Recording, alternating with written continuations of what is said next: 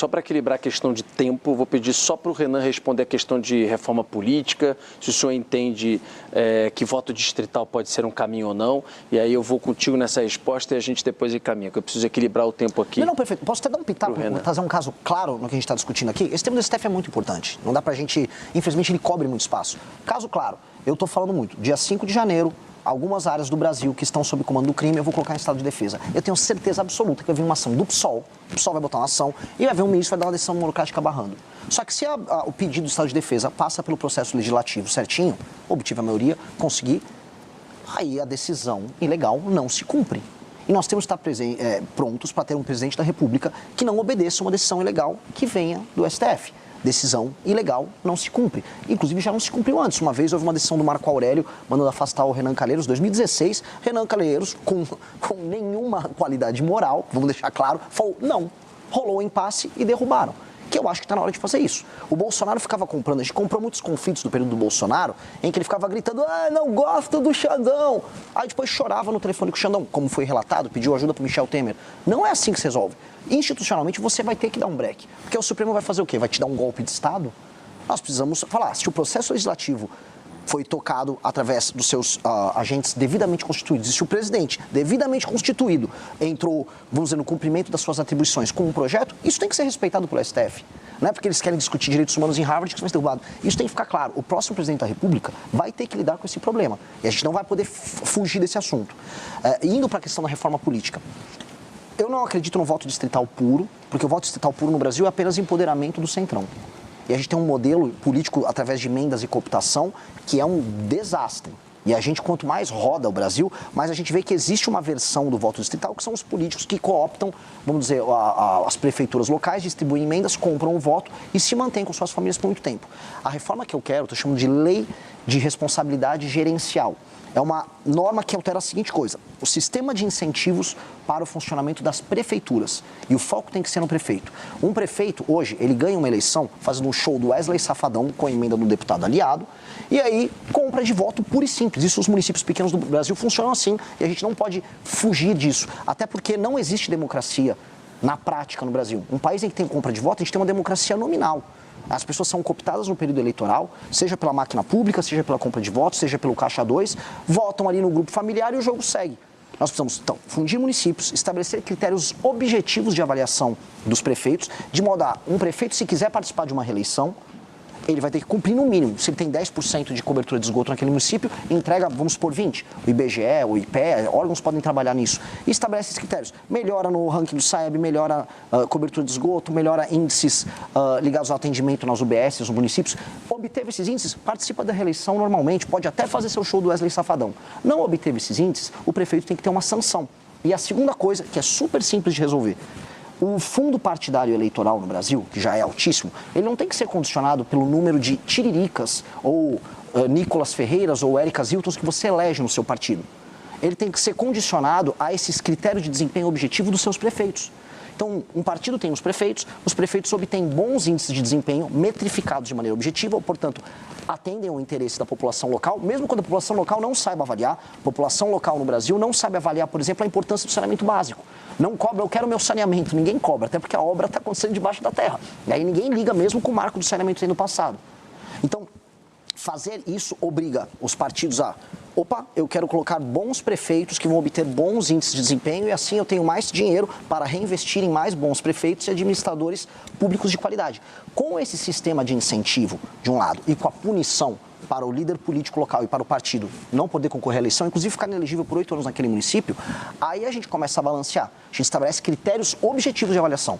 E isso a gente começa a dimensionar a necessidade das emendas, a função dos deputados federais e a função dos partidos políticos. Porque hoje o partido político é só um nome.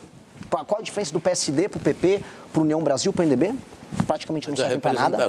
A representação popular, do jeito que está, se manteria. Lógico, você vota na eleição. Acontece que um prefeito fica 4 anos, Mitre, no município, Sim. Pega aquele município com 2% de esgoto, e aí termina com 2% de esgoto, ou água potável, e a população o reelege, Mitre, a população reelege ele porque a população está num nível de pobreza que ela naturalizou o absurdo. E aí esse prefeito não tem nenhuma obrigação em aumentar a atividade econômica naquele município, nenhuma, continua com o pires na mão pedindo dinheiro do fundo de participação dos municípios, o dinheiro chega, Ele não faz nada de útil, faz o famoso show do Wesley Safadão, do Natanzinho no município, coloca a turma na prefeitura, coopta a galera, faz caixa 2 com o dinheiro desviado das emendas que estão na casa dos mais de 60 milhões e o jogo segue e ele é reeleito. Quando a gente vai nas pequenas prefeituras dos lugares mais pobres do Brasil, a gente vê isso. Por que é reeleito o prefeito que não melhora nenhum indicador básico? O prefeito, portanto, não está cumprindo seu papel constitucional de atender às demandas da população.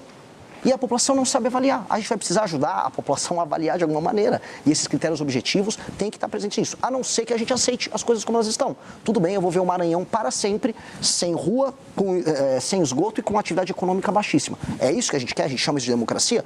Eu não consigo concordar. Então, uma reforma tem que passar por isso. Porque, se não alterar isso, é distrital misto, é distrital puro, é o modelo alemão, é o modelo português com a lista fechada, não vai fazer diferença. Porque o sistema de incentivos vai ser o mesmo. Aldo, a gente está indo para o final já do programa. O senhor é um nacionalista, o senhor tem a origem lá no Partido Comunista, como a Thaís agora há pouco lembrava. Qual a sua posição sobre as privatizações? A gente está vendo, por exemplo, algumas estatais como o Correios, né, apresentando um déficit gigantesco nesses últimos anos. O senhor, caso presidente, manteria essas empresas estatais ou o senhor pensa em privatizações? Privatizar ou não privatizar não é uma questão de princípios, é uma questão de necessidade. O Brasil, quando construiu empresas estatais, é porque o setor privado não tinha interesse em, por exemplo, fazer siderurgia no Brasil. Então, o Vargas arrumou lá um fundo americano de 100 milhões de dólares e fez Volta Redonda. Depois, o Brasil fez petroquímica, aí já com um capital de participação do Estado, 1/3, do setor privado nacional, 1/3, e do setor privado estrangeiro, 1/3. Aí nós fizemos as indústrias de petroquímica. Nós fizemos a celulose também, principalmente em Aracruz, com esse investimento público. Onde o capital privado tiver condições de resolver, de tocar, não tem por que o Estado se meter. Agora, se o setor privado não tem interesse em fazer uma empresa de pesquisa agropecuária como a Embrapa, aí você tem que colocar o Estado. Se o Estado não tem condições de montar uma escola de engenharia como o ITA, o Instituto Tecnológico da Aeronáutica, e depois fazer um centro de tecnologia aeronáutica e depois fazer uma indústria aeronáutica como fez a Embraer, o Estado toma a iniciativa. Então você tem que combinar, como no mundo inteiro, nos países que souberam combinar o dinamismo, a criatividade da iniciativa privada com o apoio e a iniciativa do Estado, onde isso foi importante, é o que o Brasil tem que fazer. O Brasil não tem que inventar e dividir o seguinte, ou é público, ou é empresa pública, ou é empresa privada. Não, o Brasil tem que combinar eficiência, tanto na atividade pública quanto na atividade privada. E fazer com que a combinação dessas duas ações resulte no interesse nacional.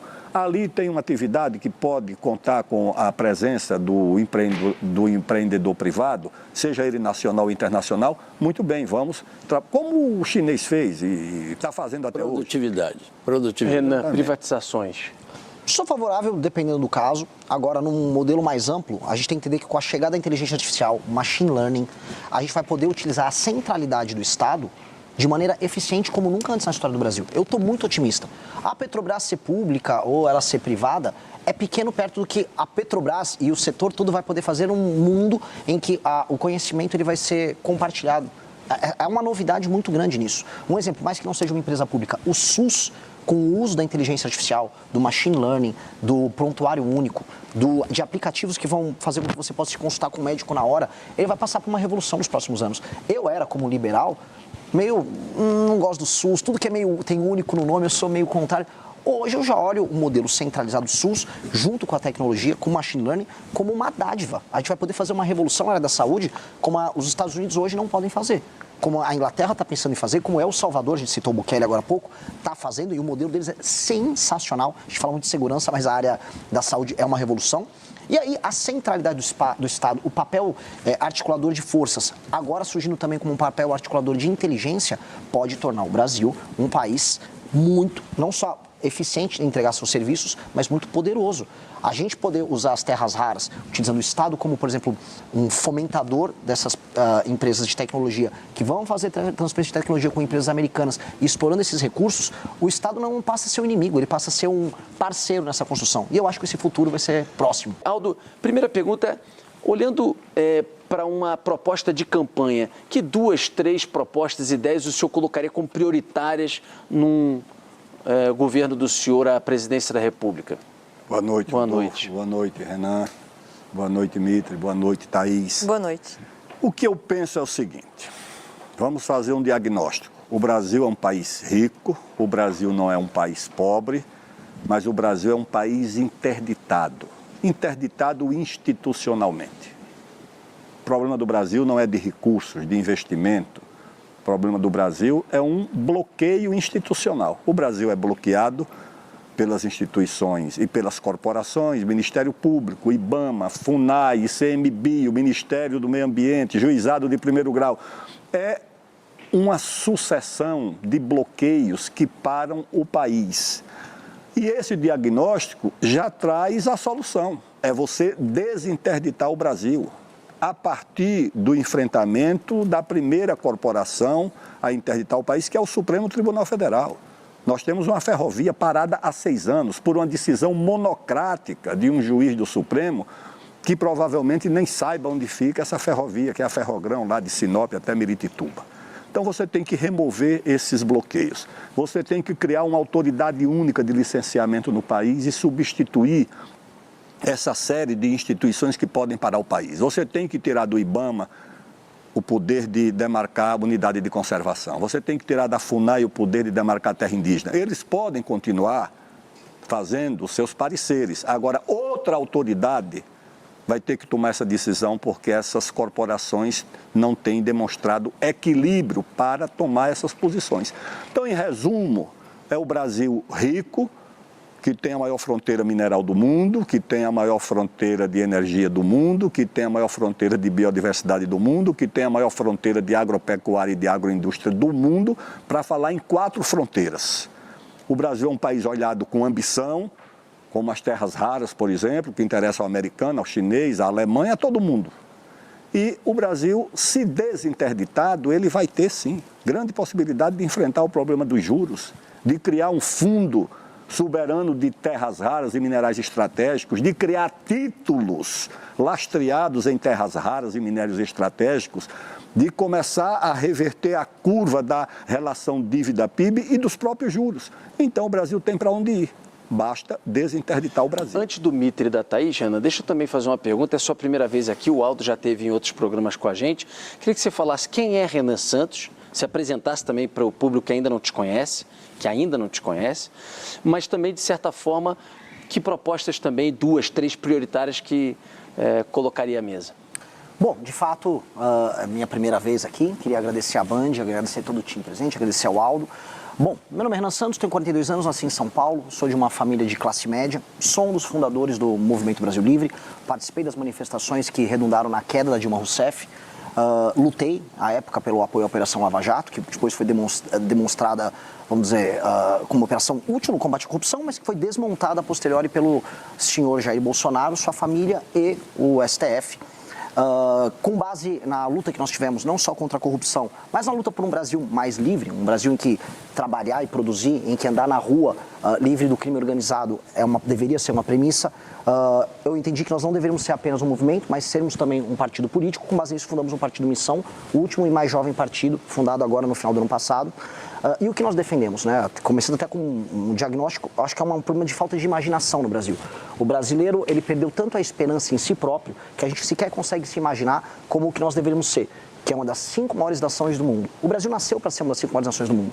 E o objetivo nosso, até por isso o nome do nosso partido é Missão, é em 30 anos colocar o Brasil na mesa com China, Rússia, Estados Unidos e Índia, determinando o que é importante no mundo. Nós temos território, nós temos população, nós temos recursos, e o que nos falta na prática é imaginação. E aí as propostas dentro dessa imaginação, devolver o território aos brasileiros, retirar o crime organizado das áreas que ele hoje ocupa, fazer uma reforma fiscal acompanhada de uma reforma de competitividade para permitir que empresas se instalem no Brasil e que o brasileiro tenha a possibilidade de ganhar dinheiro, gerar empregos de maneira livre.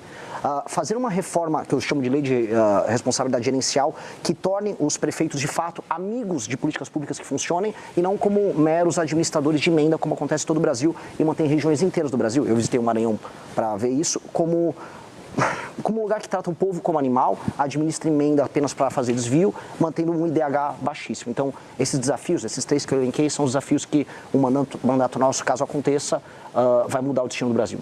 A gente precisa finalizar. Aldo, 1 minuto, se você puder também, Renan, na sequência, bem considerações finais. Você tem uma ideia do que é o Brasil. Em 2015, eu era ministro da Defesa, tinha sido ministro da Ciência e Tecnologia, recebi um grupo grande de pesquisadores, ministros, alemães. Sabe no que eles estavam interessados? Em terras raras. Terras raras. 16 anos, nós vivíamos 11 anos, nós vivíamos uma situação de interesse do mundo por essas terras raras. O Brasil tem maiores reservas, o Brasil não tem prospecção nem conhecimento, 30%. A China já conhece tudo o que tem. Então o Brasil tem essa fronteira promissora, ela pode de fato alavancar o Brasil. Daí vem o excedente que o Brasil pode se reindustrializar em alta tecnologia. Então nós devemos olhar para o país com otimismo, com confiança. O destino nos deu o que não deu ao mundo. O destino nos deu fronteira agrícola, fronteira mineral, fronteira de energia. Agora, as escolhas não ajudaram o Brasil. Então, vamos fazer com que, ao encontro do destino, venha uma escolha que faça o Brasil olhar para o futuro com esperança, que é o que nós precisamos. Renan. Bom, olhando aqui para o nosso espectador, está nessa câmera aqui, está nessa aqui, de maneira clara para o nosso espectador, disseram para você que o seu futuro é viver numa casa com muro, com medo de sair na rua porque pode ter seu celular tomado, tendo um emprego porcaria e assistindo as grandes coisas do mundo acontecerem em outros países, Estados Unidos, Japão, China, Coreia. Você aqui no Brasil é um espectador e no máximo torce para um time de futebol que hoje nem é tão competitivo. Pois bem, o Brasil pode ser glorioso, você pode viver num país em que o bandido vai ser muito preso ou morto quando precisa. Você pode viver num país em que ganhar dinheiro não será um privilégio, mas será a regra. Você pode viver num país que será uma das 5 nações mais importantes do mundo. Você precisa ter imaginação, sonho e acreditar nas pessoas certas na hora certa. Não fique nessa história de Lula e Bolsonaro, isso é o passado. O futuro e o presente já estão chegando. E o futuro, meu amigo, é glorioso. Aguardo você nessa aventura. Queria muito agradecer ao Aldo Rebelo, pré-candidato, também ao Renan Santos, pré-candidato também à presidência da República, pela presença aqui no Canal Livre. Até uma próxima oportunidade. Obrigado, até uma próxima. Agradecer ao Mitre, a Thaís e principalmente a você de casa pela audiência aqui no programa de hoje. Até semana que vem. Se você curtiu esse corte, dá um like aí, se inscreve nesse canal e mostra para algum amigo aí que acompanha o movimento ou para alguém que não conhece.